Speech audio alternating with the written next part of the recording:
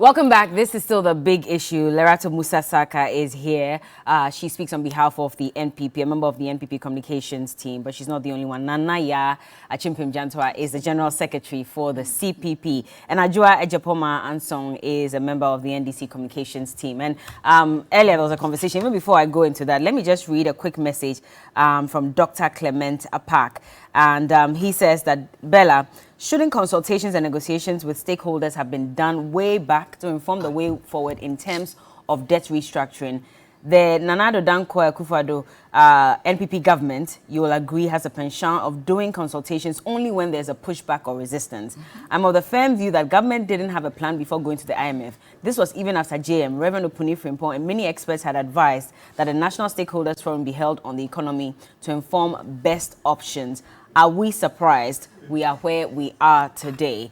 But, I mean, in trying to resolve our issues with regards to foreign currencies and how it's dwindling, just 4 days ago, we're told that Ghana took delivery of some 40,000 metric tons of the first consignment under the policy Gold for Oil from the United Arab Emirates. But the Member of Parliament for Yape Kusugu constituency, Honorable John Jinapor, says that the country is heading towards a debt crisis following the commencement of this Gold for Oil policy. He does not believe in it. He doesn't think that this should have been the way to go. He says it's a lazy man's approach because gold, first of all, needs to be expressed in its monetary value. You can't just say, take an ounce of gold and give me a barrel of oil, as it used to be in the real butter that you're talking about. You must, first of all, value that gold in dollar terms, and that is the function of currency or money. Lerato. That's interesting coming from my brother, John. If he has been listening to the conversations to do with the gold for oil, it's not like you just go to the market and say, take an ounce of gold and give me oil, or give me a barrel of oil. We've been mining gold for how long? There have been a lot of conversations about what are we making out of gold, what are we making out of all the resources we've been mining since some of us were children, even before some of us were born. What are we making? For it to be so shocking that we didn't even have a gold reserve, you know. We are now trying to show up our gold reserve. So the thinking behind it is, we have gold. We have big oil mining companies within the country. We built a refinery too. That's also another level of it. No, so why don't we have people, there are people with oil and need gold. Why don't we engage them to see how they can get our gold and we get oil, but not shortchanging each other. Gold pricing today, I'm sure if you Google for gold price, you get it by the minute. How much an ounce of gold is going for. So if we are spending about $400 million a month, that translates into about $4-point-something billion a year on bringing in oil. And we have gold. Why don't we use the gold price? Have the gold here. And do you remember the directive that was given in 2022 November with the mining companies, which is 20%, the big mining companies, which is 20% of the gold they mine here, and for the small scale, 100%. So the gold is pegged at the going rate. Oh, which is? Because we need those fine details. It depends on what the price is at the moment where you are making the order. So at the time we ordered that 40,000 metric tons, because we were told that we've taken possession of that. At what exchange rate? Because we need to know the prices of, you know, the gold that we gave to them. I can get How much did they buy that for in exchange for 40,000 metric tons? I don't have that. Those figures. Okay. But what I'm explaining to you is not like you just carry the gold and say, take gold and give me oil. Of course, there was a negotiation. Exactly. There was. There are gold prices. So just say, okay, so let's say today the gold price is maybe $1,000 or $1,800 per ounce. That is what you peg it at. So you don't know how much we sold the gold for? You don't know the quantities as well? I'll get the figures for you. I'll get the figures for you. Those figures, I mean, the oil is already onshore. But the interesting thing about this gold for oil is the payment is not made until the oil reaches our shore and is tested for quality and the quantity before a letter is raised by BOST. It goes to Bank of Ghana to initiate whatever. So Bank of Ghana has the reserves to do the transaction. So what happens is, okay, we need the price of gold now is maybe $1,000 an ounce, $600 an ounce. We've locked it. Whoever is supplying, we've agreed on it. And now we are with about 4 companies. There are some 21 still waiting to negotiate and come on board. You know, so that order is made, you lock the price, the order is brought to your show. Standards Authority and all the relevant authorities come test the quality because you need to test the quality of the oil. You don't want oil that is mixed with other things. You check the quantity, and the one that came was about 40 or 41 barrels of oil. So you test all that, then the payment process is started, and that's all part of the negotiation. But for the specific figures, I'll get them for you. Please get us those figures so that we can better understand and position this conversation, because we also need to know how much we're even buying the crude oil from them. But all those prices are on the international market. So based on but this is a separate negotiation, right? What is? The person is selling oil, right? Oil prices are decided at but we're told that this is cheaper internationally. Are we not told that this is cheaper oil? It's cheaper in the... So in what sense? No, at the end of the day, it's you come and all those markups that you put on will not be there. So it ends up being cheaper. Okay. Transportation cost is reduced for people. BDCs can buy from government rather than now flying to another country and going to place their order or doing all that, waiting for it to come to the shore when they can just buy from BOST and distribute to the OMC. So all these things have been thought through. It's not like it's now being, so even what came, the capacity for BOST was about testing the capacity about 50% of what BOST can hold for now. So all those things have been thought through. So I think let's get an understanding further, discuss it further so we are all comfortable with it. I'll give you time so you can pull up the cost of the details that we're asking for. But in the meantime, Ajua, what do you make of this gold for oil policy? Is it even a good policy in the first place, or do you think we could have found another way to show up our foreign currency? Okay, Bella. So when you allowed Laura to speak at first, I thought you were going to come around again because she made certain statements that I wanted to talk about. Just briefly, we don't have time, so we can go briefly. And so you pulled out the data that I was talking about, and as it is in the nature of most NPP communicators, the arrogant posture would even suggest that my research was done by somebody, for me, is really, really, really sad because we're on the same platform, and if you don't have a PhD, you are not more educated than I am, you are not, and you are not more exposed than I am. So I do my own research, and the figures I stated out proved to be right. Was there not 8.4 to 13 points? So if you're using a different data and it's from the Ghana Living Standard Survey, and it was right. But of course, when the fight is so tough for you, you stop fighting and then you decide to bite. After your finance minister has dishonestly, under the guise or pretense of announcing a further extension of the DDE, surreptitiously smuggle a clause into that address on 24th of December when people were in a festive mode, and then you were literally taking away their investments and everything. We are talking about people's life savings, and Laura is concerned about language. It's like your child trying to stab your visitor and you cautioning the visitor not to move because your child will cry. You are concerned about language when you are stealing people's lives. I mean, let's get serious. And back to now let me address the gold for oil revenue thing. What is the primary thing that government is trying to achieve? Government is trying to cure the exchange rate depreciation. Government is trying to ease pressure on the cedi. government is trying to see whether it could reduce prices of fuel at the pump, because of course we all know that fuel is inelastic. We will use it, and it underpins a lot of prices, market prices. It drives the market's pricing. But let's look at this critically. Right now, they are telling us they've brought 41,000 metric tons, which daily guide or daily graphic is reporting to be about $400 million. A simple division will tell you that government is getting the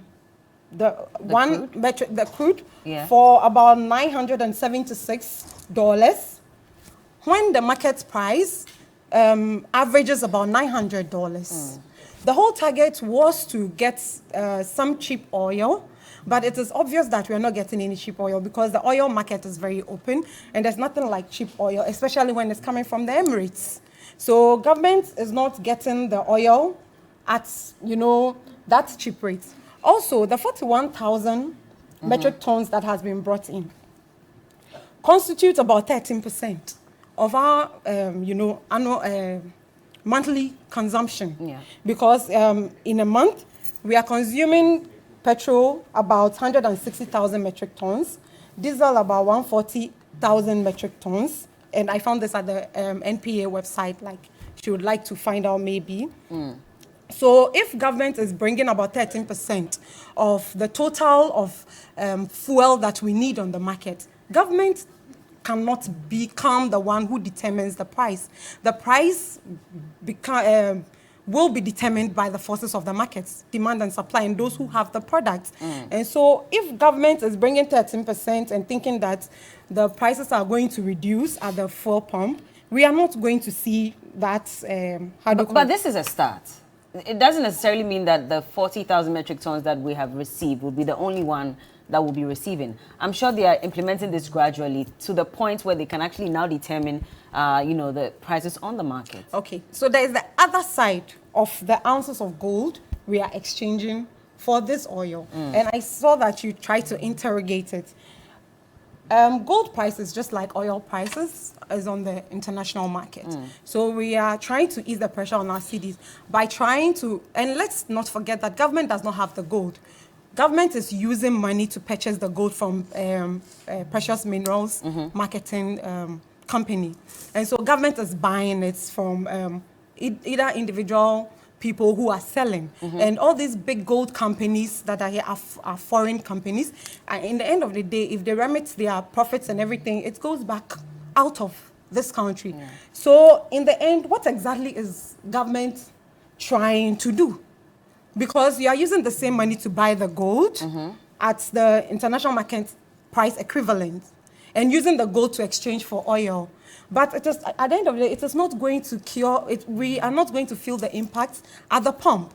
Because if an ounce of gold is $100 and you exchange, you buy it at $100 and you use the gold to go and purchase an oil valued at that, I don't really, maybe government need to, come out clearer. And I realized that this was a model the Iranian government used at some point when they faced some sanctions from EU and the USA, and so they were not able to receive dollars in payment for their oil. And so countries like India and China decided to purchase from them, and they agreed to receive gold in exchange because they couldn't take, And so it's beginning to look like maybe the textbooks that we are using to guide us to, manage our economy, we have finally graduated to Wikipedia, because now we are just going online to carry what Iran was doing without necessarily putting into consideration what their peculiar problem was. But you can't say that for a fact that they probably did not take into consideration all that. Because then, that is what I'm trying to find out. You are using money to buy gold. You don't have the gold. If we had a big company that is doing the exploration, that is doing the digging, that is doing the refining and everything, and we had the gold reserve, and we do not have the forex or we don't want to use our forest reserves, then we can say we are going to take the gold to exchange for oil.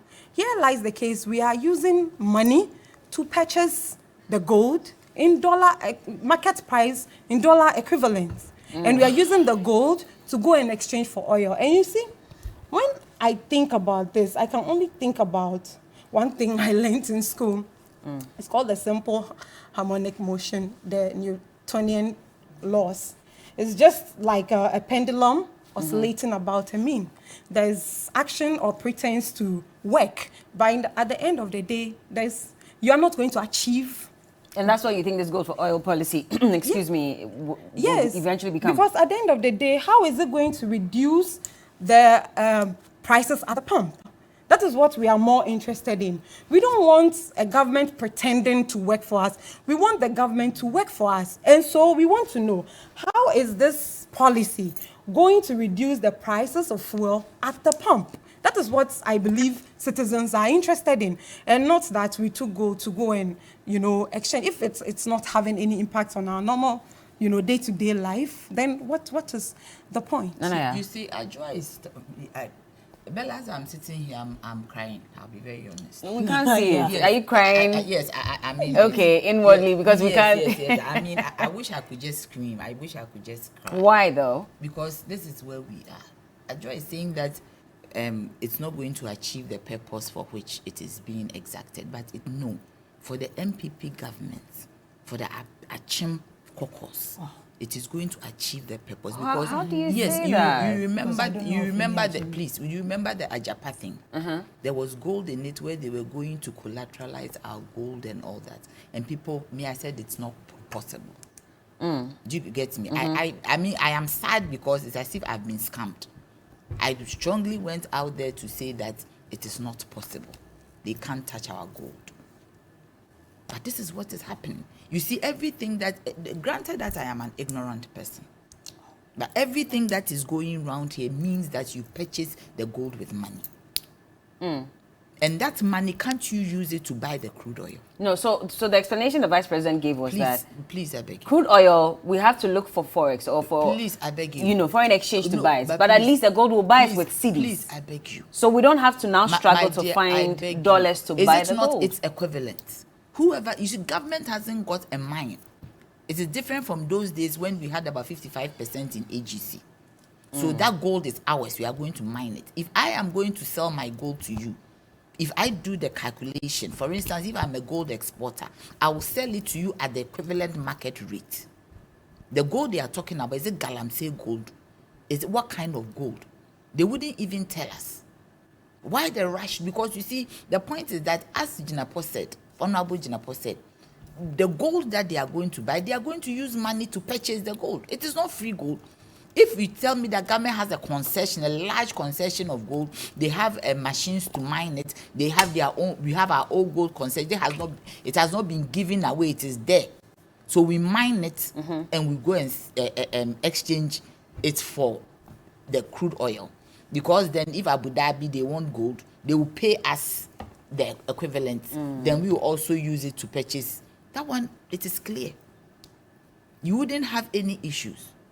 But right now, commonsensically, money that they are going to, it can be in cedis, but when you compute it, it goes back into dollars. Because me, I'm a businessman. I am a miner. If they are buying from Anglo Gold Ashanti, which used to be AGC, do you think they are going to give it to them at the Ghana rate? They have their own rates. The gold, you see, gold is traded on the international market. Gold is not traded at Makola. And as long as gold is traded on the international market, when you are buying, you use international standards, international cost to buy it. What is the difference between that and buying it with cash? Tell me, why do they want access to our gold in that manner? Because they have a plan. And the plan has been written down. And what hurts me is that this is it. Now you want to impoverish the middle class. Look, when it comes to this debt exchange, the Dachi and the ESLA have found out that those two bonds, they have money coming in every time. Because one is from petroleum, the other one is from taxation. So anytime I buy anything, I put money into the Dachi. bond. Why is it that government cannot exempt those two? Why? Is it that government cannot exempt those two? Laratu was talking about taxation. How can you be a government that you don't have money, then you decide not to take road tolls, which brings you 70 million. You are home, you are selling some small kinky, then you stop and you say you are going to set up a restaurant when you don't have clientele. Because when your clientele only likes kinky, they have never tasted your jollof rice. You go to e-levy, that is in my pocket. He's saying that we have made people run away from e-levy. People, the day them Ghanaians themselves have noticed that that thing is thievery, is extortion. So they have run away. Because you see, Mbella, I cannot wrap my head around the fact that we are going to get gold too. What is the intention? And why are they not having a dialogue around it? His Excellency Bawumia was telling us that that is his own innovation. It's never happened before. We learned about barter trade in school, history, during the times of Ottoman Dan Fodio. Barter trade happened in the Gao Republic, in the Mali Republic, those days, in the Ghana Republic, those days, they used to trade in barter. So how can he tell us today that this innovation has never happened before? This innovation is for them to get the gold. That's conjecture. It is not conjecture, because how does it make sense, my dear? Tell me that this gold is an international commodity. And if I am an international company, that I need to take my resources out there to pay for my loans and things, I will sell to you in cedis, but not the equivalent in dollars. How do I then repatriate my profits to go and service my loans? Tell me, how do I do that? Okay. If I'm going to buy in cedis and it's not an international commodity, then it's not a problem. Or government has a concession and says that we are mining the gold for exchange for oil. That is free. But now you are using money, Ghana money, to buy. Good, granted. But the person who is selling it to you, even if it's Galamsey gold, they will sell to you. Sell at a dollar rate. Okay, my time is up, but Lerato, you had to give us some information about how much. So let's just do that quickly so I can wrap up. She will never have it, so don't worry yourself. 21 tons of gold for 40 tons of oil. 21,000, you mean? 21,000 tons of gold. And how much does that? 4,000. I'm still trying to get those. For 40,000 tons of oil. Okay, and at what that's price? saving At what price? Oh, Nana, yeah. That's saving. That's why I said I'll get it. I come here all the time. We need this now. Nana, yeah. Nana, please let her speak. And so we can go. 20, that's saving as of forex, was it demand of about 20%. So gradually as we go on, because you see, when the fuel went up, what was the excuse?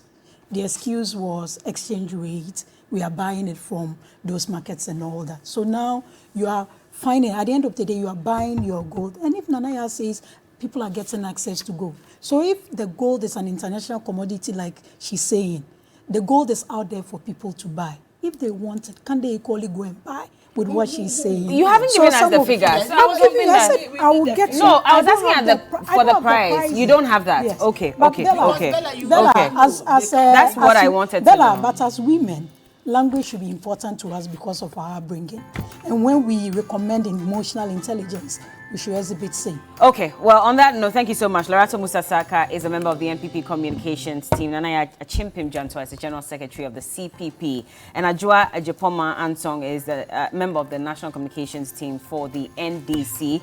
And that's it for this morning. We have other conversations coming up right here on TV3Newday. Let me just pull that up quickly. I know Roland has a conversation coming up. And so keep watching. This is TV3 Newday. We'll be right back.